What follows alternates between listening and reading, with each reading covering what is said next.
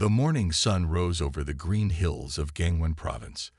Tae-ho Kim walked through the wet grass toward his cattle field. The dew soaked his old work boots as he made his daily check on his prized Hanwoo cattle. At 32 years old, Tae-ho was already known as one of the best beef farmers in the region. His family had raised cattle for 3 generations. He loved the simple life here, far from the busy cities. "Good morning, my friends," he called to the large brown cows. The animals lifted their heads, their curved horns gleaming in the early light. Some moved toward him, hoping for extra food. Tae-ho counted the animals as he did every morning. 27, all present. He was about to turn back when a strange light flashed in the sky above the far hill. "What was that?" he muttered. It wasn't lightning. The sky was clear blue with only a few clouds. Then came a sound like thunder, but sharper. The cattle grew nervous, moving away from the noise. Tae-ho stood still, watching as something fell from the sky. It wasn't falling straight down, but moving in a path like it was trying to control its descent. Whatever it was crashed behind the far hill with a boom that echoed across the valley. Tae-ho's heart raced. A plane crash. But it had been too small for a plane. "Stay here," he told the cattle, as if they understood. He jogged across the field and up the hill. What he saw on the other side made him stop in his tracks. A small craft, no bigger than his pickup truck, had dug a path through the soil. It was unlike anything he had ever seen. The surface was smooth and silver, with no visible windows, no wings or engines that he could recognize. "Hello," he called out. "Anyone hurt?" Smoke rose from one end of the craft. As Tae-ho watched, a section of the side slid open. He backed up a few steps, suddenly afraid. This was not normal. This was not from Earth. A figure emerged from the opening. It moved slowly, clearly injured. Tae-ho gasped. The creature was shaped like a human woman, but was clearly not human. Her skin was light blue, almost glowing in the morning light. She had large purple eyes that took up much of her face. 2 thin antenna-like things grew from her forehead, moving slightly as if feeling the air. The alien looked at Tae-ho. She was smaller than him, maybe only 5 feet tall. She wore something like a tight silver suit that covered most of her body. "Help," she said in a strange voice. Then she fell forward. Tae-ho ran to catch her before she hit the ground. Despite his shock, his instinct to help was stronger than his fear. The alien felt light in his arms, almost weightless. "It's okay," he said, not sure if she could understand. "I'll help you." The alien's eyes fluttered open. She touched a small device on her wrist. A soft light scanned Tae-ho's face. "Translation mode activated," said the device in a flat voice. "Basic communication possible. You speak Korean?" Tae-ho asked in surprise.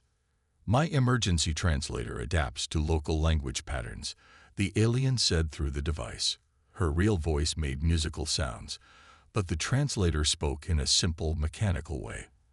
"I am Nara, research scout from the Lilith Collective. I'm Tae-ho Kim. You're on my farm in Korea, on Earth." Earth. Yes, that was my destination. Nara tried to stand but wobbled. "My stealth systems failed. I was not supposed to be seen." "Your ship is damaged," Tae-ho said, looking at the smoking craft. "Can it be fixed?" Nara touched another control on her wrist. Lights blinked on her ship. "Diagnostics running," she said. "Repair protocols initiated. My ship's AI will determine what is needed." Tae-ho didn't know what to do. Should he call someone? The police? The military? But looking at the small alien, he felt protective. Who knew what would happen to her if officials took her away? "You need to rest while your ship repairs itself," he decided. "You can come to my house. It's not far." Nara seemed hesitant. "Is that wise? I was sent to observe humans discreetly. Direct contact was not authorized." "Well, it's too late for that now," Tae-ho said with a small smile. "And you need help. We can hide your ship under some tarps I have in my barn. No one comes to this part of my land except me." Nara nodded after a moment. Very well. The repair cycle will take at least 3 of your Earth days. I accept your offer of shelter. After covering the ship with tarps and brush, Tai-Ho helped Nara walk to his farmhouse. She moved strangely, as if Earth's gravity was stronger than she was used to. She kept looking around with wide eyes, studying everything. Those large creatures in your field, she said. What are they? Those are my cattle. Hanwoo cattle. I raise them, Tai-Ho explained. For what purpose? Transportation. Tai-Ho laughed. No, not anymore.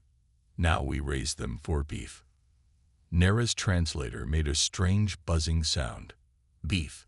This term is unfamiliar. It's their meat. For food, Tai-Ho said as they reached his house. I'll explain later. The farmhouse was old but well kept. It had belonged to Tai-Ho's parents and grandparents before them. He helped Nara inside and showed her to the living room. Nara looked around with great interest. This dwelling is made of processed plant material and minerals, she observed. Interesting construction. It's just a normal house, Tai-Ho said. Do you need water, or I don't know what you eat? My species absorbs energy directly, Nara explained. Sunlight is sufficient, though I can process simple electrical charges if needed, like a plant or a battery. Tai-Ho was fascinated despite his confusion. A simplified comparison, but acceptable. Nara moved toward the window where sunlight streamed in. This will help me recover. As she stood in the sunlight, Tai-Ho noticed her blue skin seemed to shimmer slightly, as if absorbing the light. It was beautiful and strange at the same time. I must report my situation to my people, Nara said. But the damage to my communications array requires repair first. Until then, I am isolated. Well, you're welcome to stay here until your ship is fixed, Tai-Ho said. He still couldn't believe he was talking to an alien in his living room. Nara walked slowly around the room, examining the furniture and the photos on the walls. She stopped at a framed certificate that showed Tai-Ho with a large bull. This creature appears to be one of those in your field, she said. Yes, that's my prize bull. He won first place at the regional fair last year. You compete with these animals. Nara seemed confused. We compete to see who raises the best ones, Tai-Ho explained. Fascinating. Nara continued exploring the house. When she reached the kitchen, she became very still. On the walls were pictures of traditional Korean beef dishes. On the counter was a cookbook open to a beef recipe. These images, she said slowly, they appear to show the internal components of those horned creatures arranged on surfaces. Tai-Ho realized what she was seeing. Those are food pictures, beef dishes, traditional Korean food made from cattle.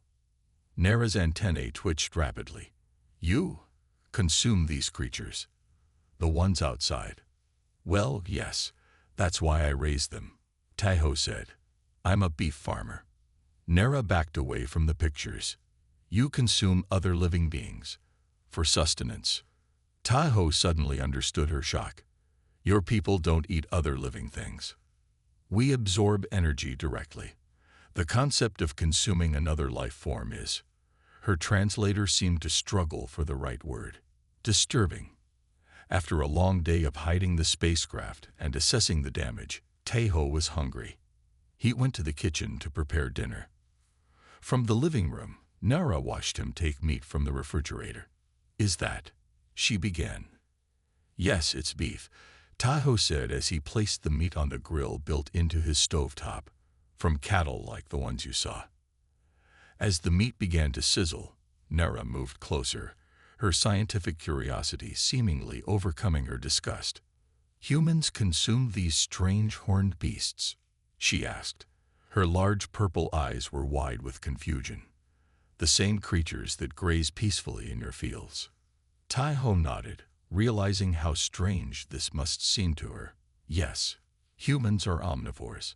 We eat plants and animals. Nara's antennae drooped slightly. On my world, such behavior would be considered. The translator paused again. There is no direct translation. Perhaps barbaric is closest. Tai-ho felt defensive. It's not barbaric. We respect the animals. I take good care of them while they're alive. And then you terminate their existence for consumption, Nara stated flatly. When you put it that way, it sounds bad, Tai-ho admitted. But it's how life works here on Earth. Many creatures eat other creatures. Nara moved even closer to the cooking meat, her antennae now extended forward as if analyzing it. Most fascinating, she said. My mission was to study human culture discreetly. I never expected to encounter such a fundamental difference so quickly. As the meat continued to cook, filling the kitchen with its aroma, Tai-ho wondered what other surprises awaited both of them in the days ahead. Nara sat at Tai-ho's kitchen table the next morning. Her blue skin caught the sunlight from the window, making it shine. She watched with great interest as Tai-ho cooked breakfast. You consume food in the morning too?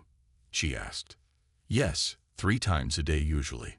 Breakfast, lunch, and dinner, Tai-ho explained. He placed a simple meal of rice, soup, and eggs on the table. No beef this time. He thought it might upset Nara again. So inefficient, Nara said. She wasn't being rude, just stating a fact. My people need only absorb energy once each day cycle. What is your world like? Tai-ho asked as he ate. Are there many like you? The Lilith Collective has 16 billion members across 3 solar systems, Nara said. Our homeworld is mostly water with floating plant cities. We have no creatures like your cattle.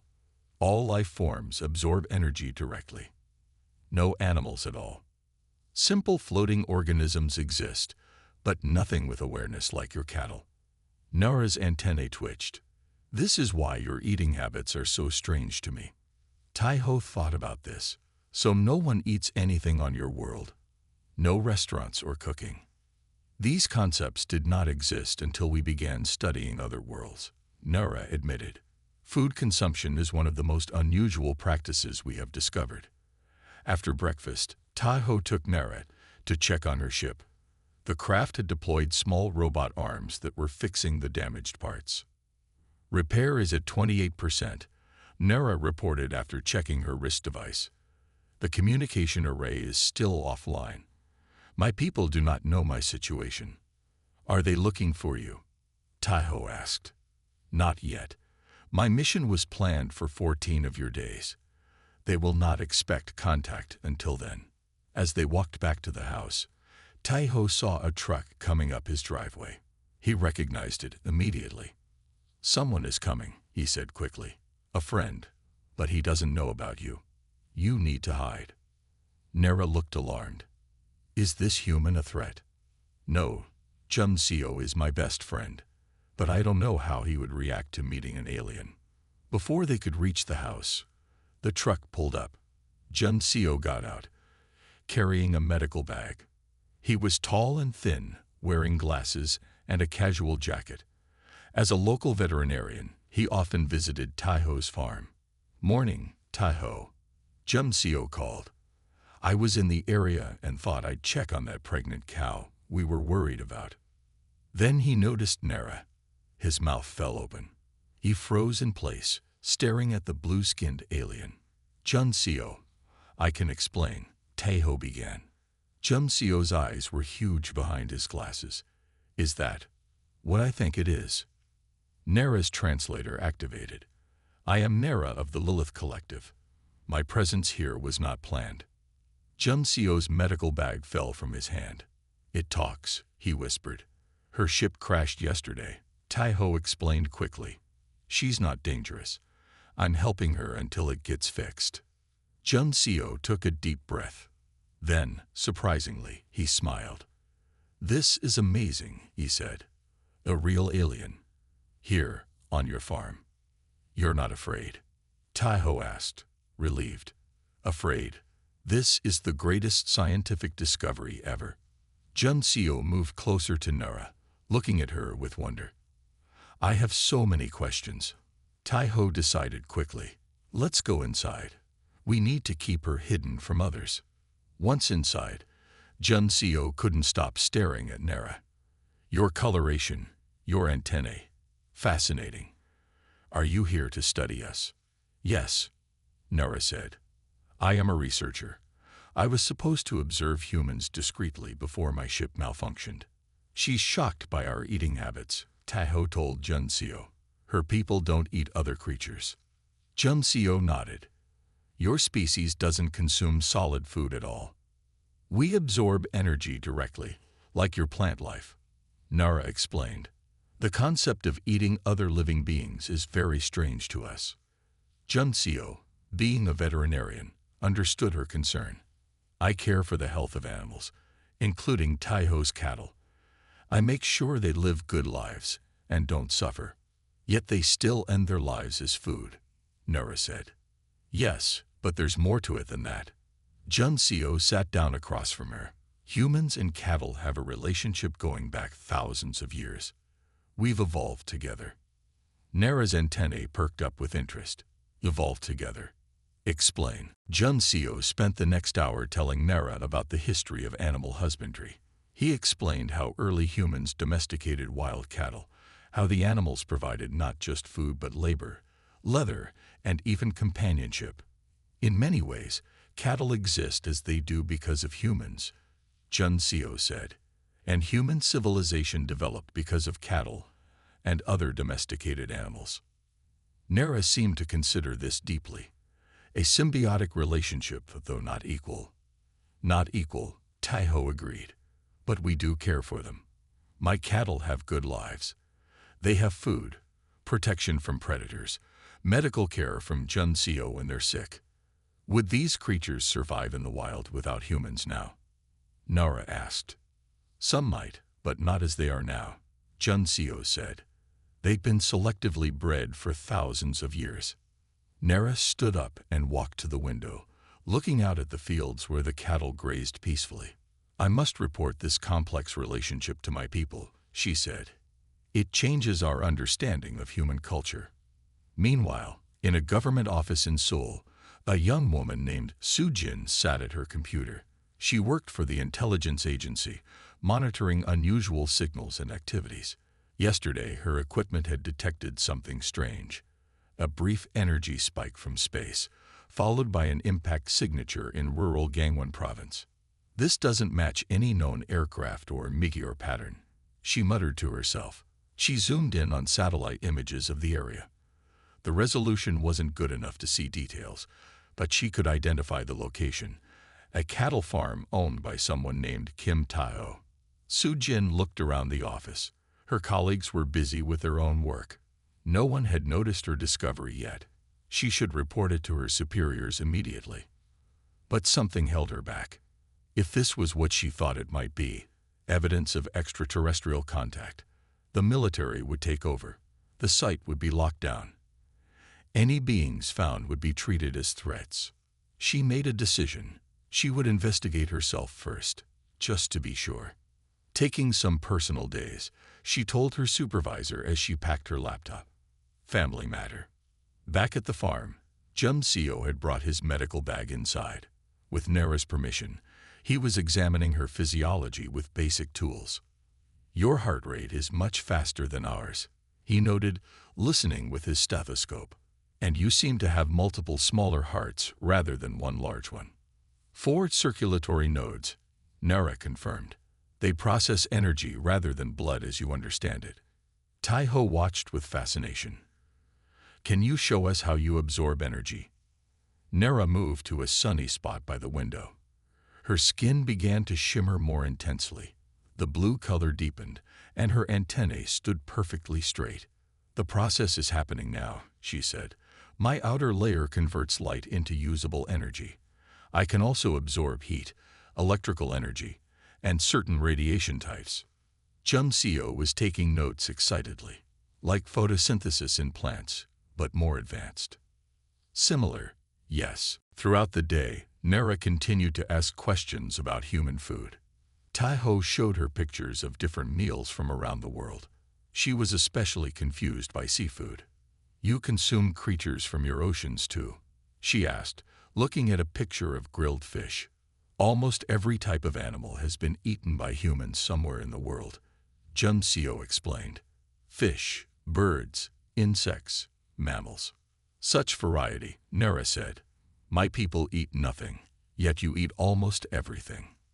That evening, Taiho prepared a special dinner to show Nera the cultural importance of food. He made traditional Korean dishes his grandmother had taught him. Jun-seo stayed to join them. Food isn't just about survival for us, Taiho explained as he worked. It's about culture, family, tradition. These recipes are hundreds of years old, Jun-seo added, passed down through generations. Nera watched them eat with great interest, so the consumption of food has meaning beyond mere energy intake. Exactly, Taiho said. When my grandmother made these dishes for me, it was her way of showing love. Love through consumption, Nera said thoughtfully. Most unusual. As they talked, Nera's wrist device suddenly beeped. She checked it quickly. My ship's communication array is partially repaired, she said. I must send a status report to my people. What will you tell them? Jun-seo asked, concerned. About us. Nera was quiet for a moment. The truth. That humans consume other life forms, but the practice is more complex than we understood. That my presence was discovered, but I was helped, not harmed. Will they be angry that we found you? Taiho asked. Not angry. Concerned, perhaps. Nora looked at both men. My people fear species that consume others. We worry such beings might consume us if given the chance. Taiho and Jun-seo exchanged glances. We would never, Taiho began. I know, Nera said. 2 days ago, I might have believed all consuming species were dangerous. Now I understand it is more complicated. She stood up. I must go to my ship to send the message. The future relations between our worlds may depend on what I report now. As Nera left the house with Taiho and Jun-seo, none of them noticed the car parked on the road in the distance. Inside, Su-jin watched through binoculars, her heart racing at what she had just seen. A blue-skinned being with antennae, walking with 2 human men. It's real, she whispered to herself. Actual alien contact. She reached for her phone, then stopped. What would happen if she called this in? What would the government do? She put the phone down and continued watching. She needed to know more before deciding what to do. 3 days had passed since Nera's ship crashed on Taiho's farm. Her message to the Lilith Council had been sent, but the response was still coming through slowly because of the damaged communication system.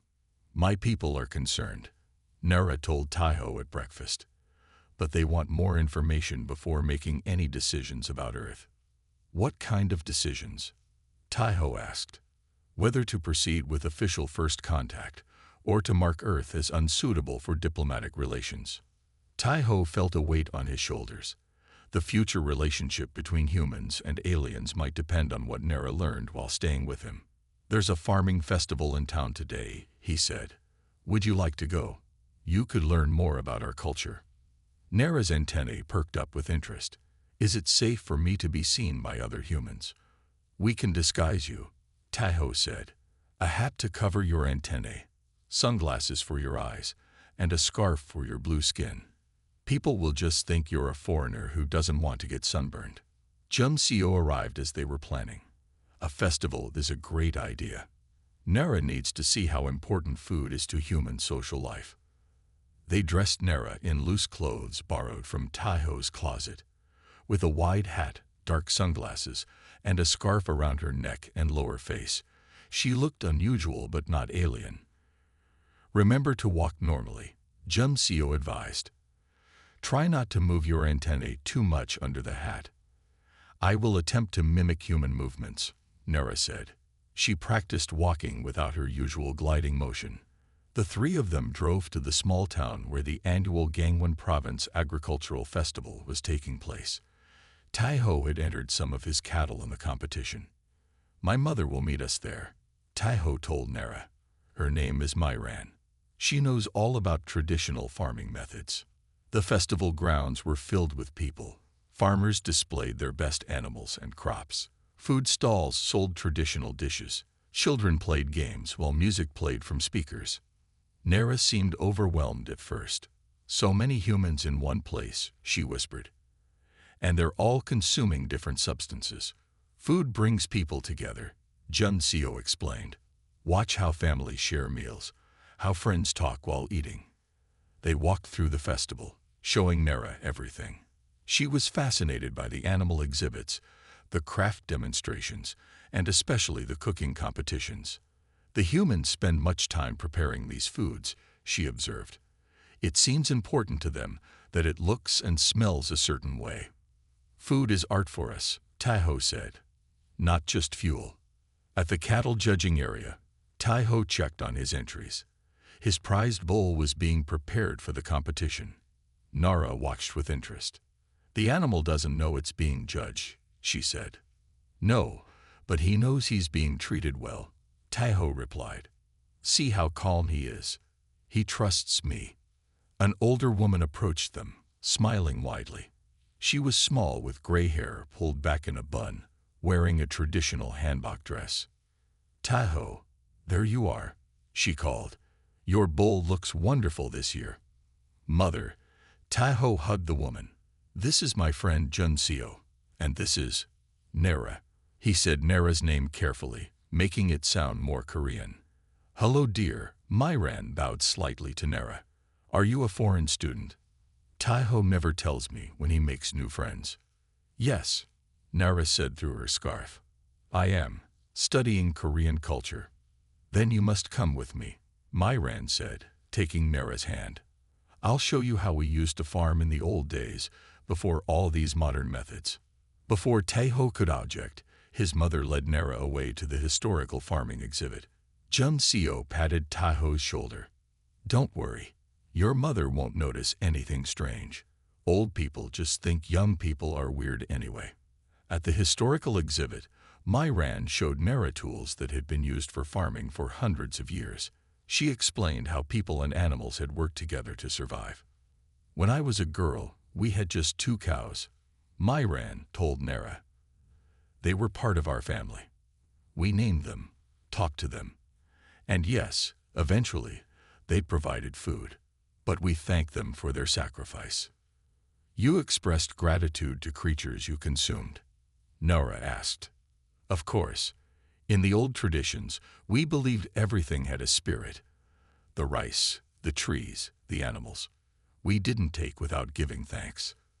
This idea seemed to interest Nera deeply, a spiritual connection to food sources. This was not in our research. Myran showed Nera old farming songs and dances that honored the relationship between farmers, land, and animals. She explained how the whole village would help each other during planting and harvest times. Food was never just food, Myran said. It was community. It was how we survived together. When they rejoined Taiho and Jun Seo later, Nera seemed thoughtful. Your mother has provided valuable cultural context, she told Taiho.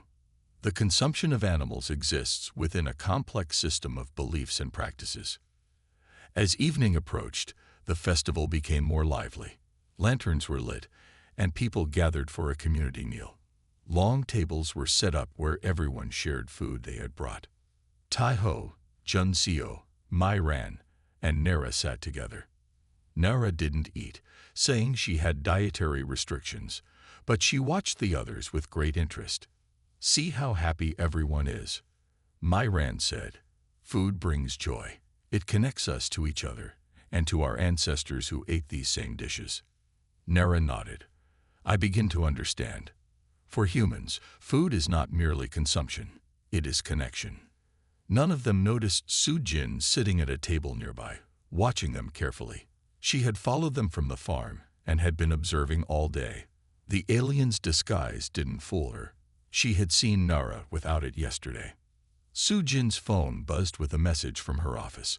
Her supervisor was asking where she was and why she hadn't filed any reports for 3 days. She ignored it. This was too important to rush. As night fell, fireworks began. The bright lights and loud noises startled Nera. Her hat slipped slightly, revealing the tip of an antenna. Sujin saw it clearly. We should go, Jun Seo said quickly, helping adjust Nera's hat. It's getting late. Yes, Taiho agreed. Mother, are you coming with us? No, I'll stay with my friends from the senior center, Myran said. But bring your nice foreign friend again sometime. I like her. She listens well. As they walked to Taiho's truck, Nara's wrist device beeped urgently. She checked it once they were inside the vehicle. My ship reports complete repair of essential systems, she said. I can leave Earth now if needed. Taiho felt a strange sadness at this news. So soon. Do you have everything you need for your report? Not yet, Nara replied. There is one more aspect of human-animal relations I wish to understand. What's that? Junseo asked. The beginning of life.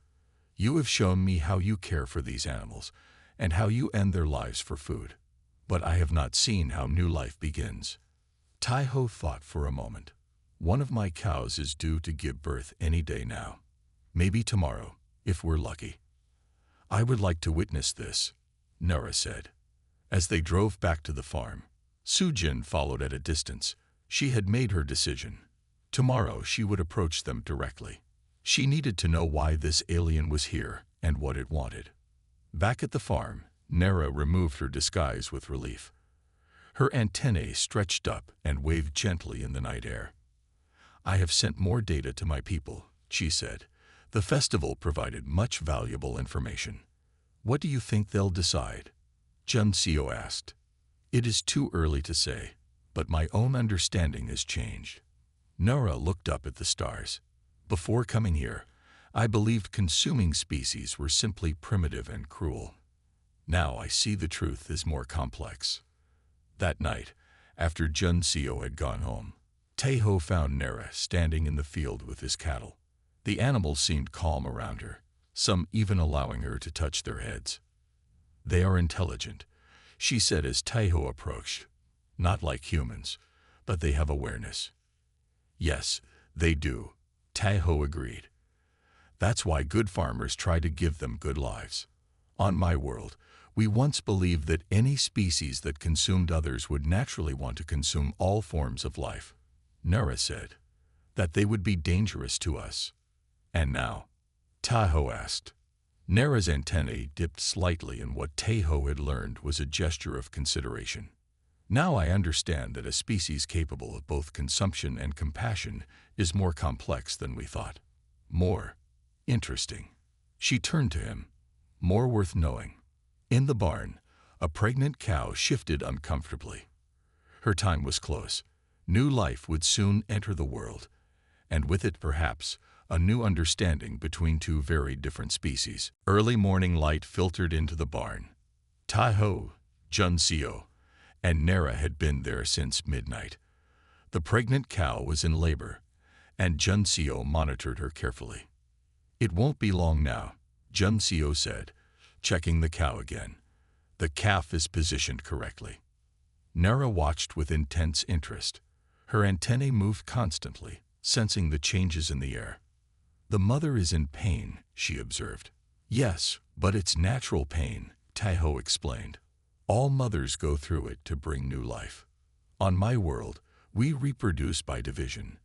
There is no pain, no struggle, Nara said, but also no connection between parent and offspring like I sense here. The cow moaned and shifted. Junseo nodded. It's time. The calf is coming. For the next 20 minutes, they watched as nature took its course. The cow strained and pushed. Finally, with one great effort, the new calf emerged into the world. The mother cow immediately began to lick her baby clean. Nara moved closer, her eyes wide. The infant is perfect, she whispered. And the mother cares for it immediately, even after such difficulty. That's life, Taiho said simply. Birth, care, growth, and eventually death.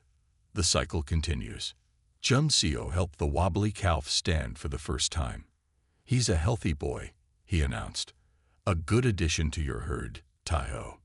Nara knelt beside the calf, reaching out to touch it gently. And someday this one too will become food for humans. Yes, Taiho admitted. But first, he'll have years of life. Running in the fields, growing strong, maybe even fathering calves of his own. Nera was quiet for a long time, watching the mother and baby. "I understand now," she finally said. "Life consumes life. Even on my world, our plants absorb the remains of dead plants. We simply removed ourselves from the direct cycle. Perhaps we lost something in doing so."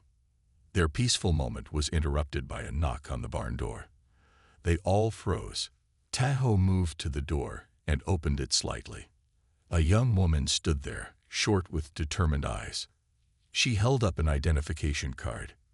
"Kim Tahoe. I'm Park Soo-jin from the National Intelligence Service," she said. "I need to speak with you and your guest." Tahoe's heart raced. "I don't know what you mean." Soo-jin's expression was serious but not threatening. "I've been watching for 3 days. I know you're sheltering an extraterrestrial being. I need to talk to you both." Jun Seo joined Tahoe at the door. "Are you alone?" he asked. "Yes. I haven't reported this yet," Soo-jin said. "But I will if I don't get answers." Tahoe looked at Jun Seo, then at Nera, who had joined them. Without her disguise, Nera's alien nature was clear. There was no point in denying it. "Come in," Tahoe said, opening the door wider. Soo-jin entered the barn, her eyes immediately fixing on Nera. Despite her professional training, she couldn't hide her amazement. "You're really not human," she breathed. "I am Nera of the Lilith Collective." Nera introduced herself. "My presence on Earth was accidental. My ship crashed and is now repaired." Soo-jin pulled out a small notebook. "Why are you here? Is this an invasion?" "No," Nera said firmly. "I am a researcher. I was sent to observe human culture discreetly to determine if your species is suitable for diplomatic contact." "And what have you determined?" Soo-jin asked, her pen poised over her notebook. Nera glanced at the new mother cow and her calf. "That humans are more complex than we first believed. You consume other life forms, which initially concerned us, but you also care for those same beings. You understand the cycle of life in ways my people have forgotten." Soo-jin lowered her notebook. "I should report this. It's my job. This is first contact with an alien species. And what will happen if you do?" Jun Seo asked. "Military control. Scientists treating Nera like a specimen. Fear and panic." Soo-jin looked troubled. "The public has a right to know." "They will know," Nera said. "My people are still deciding whether to proceed with official first contact, but I will recommend that they do." The group moved from the barn to Tahoe's house. Over tea, Nera explained everything to Soo-jin. Her mission, her crash, and what she had learned about humans. "My ship's AI has completed analysis of your internet," Nera said. "We understand your languages, your nations, your conflicts, but we needed to understand your hearts. That is why I was sent."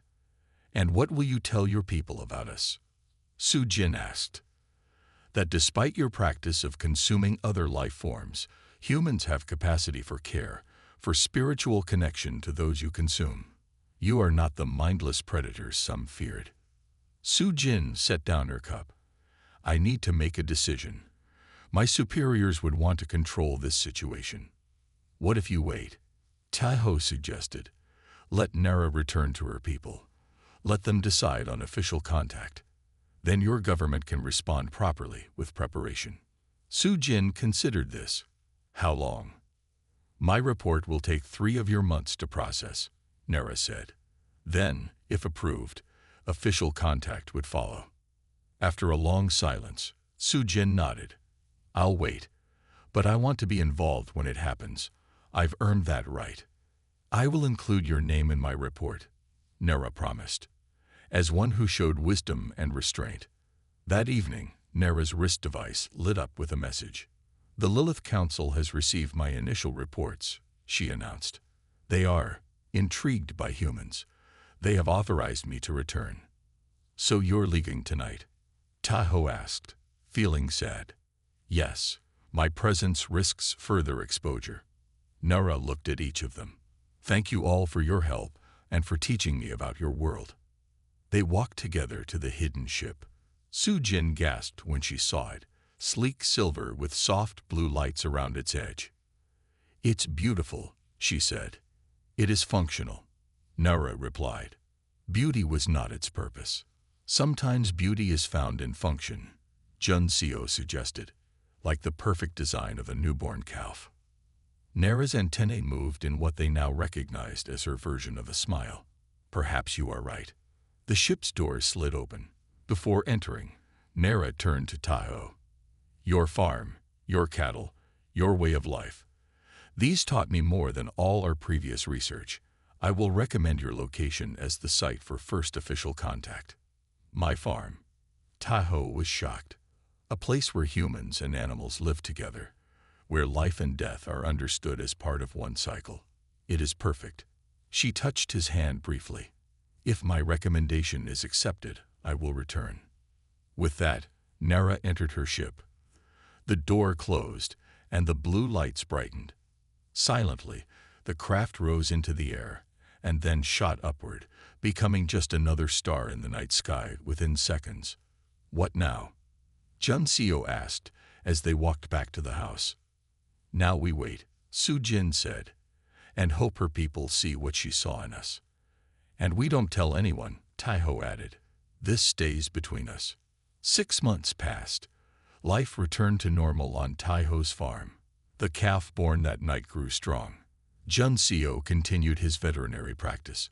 Su-Jin returned to her job, but kept in touch with Taiho and Jun-Seo. Then one ordinary morning, Taiho's phone rang. It was Su-Jin. "Turn on your TV," she said, her voice tense with excitement. "Any channel." Taiho did as she asked. Every station showed the same breaking news: a large silver ship hovering over the United Nations building in New York. The headlines scrolled across the screen.